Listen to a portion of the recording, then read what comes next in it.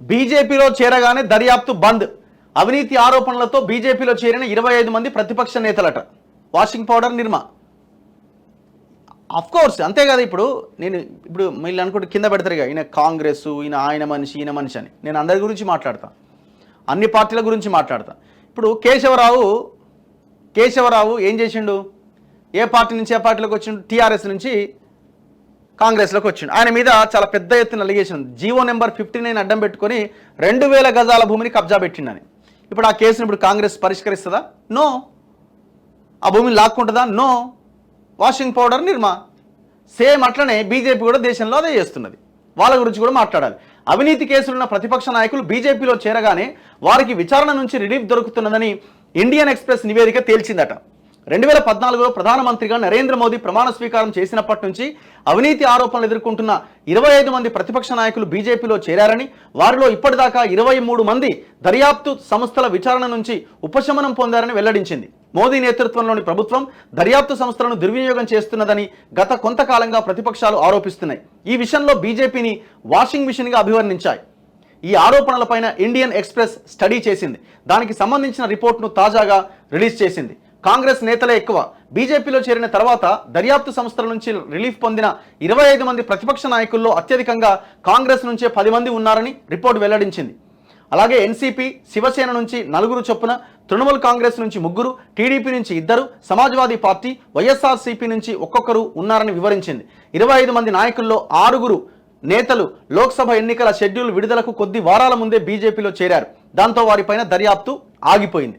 జాబితాలో మహారాష్ట్రకు చెందిన రాజకీయ నాయకులే 12 మంది ఉన్నారని ఇండియన్ ఎక్స్ప్రెస్ రిపోర్ట్ వెల్లడించగా, బీజేపీలోకి చేరగానే ఎన్సీపీ అగ్రనేతలు అజిత్ పవార్, ప్రఫుల్ పటేల్ పై నమోదైన కేసులు మూతబడ్డాయని పేర్కొన్నది.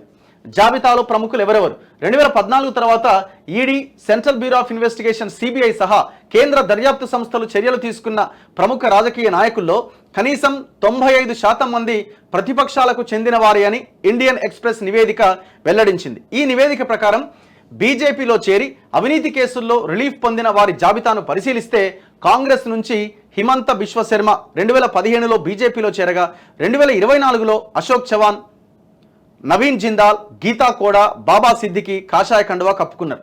అలాగే ఎన్సీపీ నుంచి అజిత్ పవార్, ప్రఫుల్ పటేల్, ఛగన్ భుజ్బల్ 2023లో బీజేపీ నేతృత్వంలోని ఎన్డీఏలోకి చేరారు.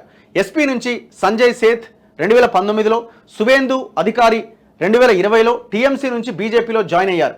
వీరిలో కొందరి కేసులు పూర్తిగా క్లోజ్ అవ్వగా మరికొందరి కేసులు హోల్డ్లో పడ్డాయి. అయితే కాంగ్రెస్ ప్రభుత్వ హయాంలోనూ దర్యాప్తు సంస్థలను దుర్వినియోగమైనట్లు ఈ రిపోర్ట్ వెల్లడించింది. అవినీతి కేసులున్న బీఎస్పీ నేత మాయావతి, ఎస్పీకి చెందిన ములాయం సింగ్ యాదవ్ 2009లో కాంగ్రెస్ నేతృత్వంలోని యూపీఏలో చేరారు. దాంతో వారిపైన సిబిఐ దర్యాప్తు నిలిచిపోయింది. డౌట్ ఏం ఉంది? వాషింగ్ పౌడర్ నిర్మా అంతే. ఇప్పుడు ఈడ దానం నాగేంద్ర మీద భూ కబ్జా ఆరోపణలు ఉన్నాయి.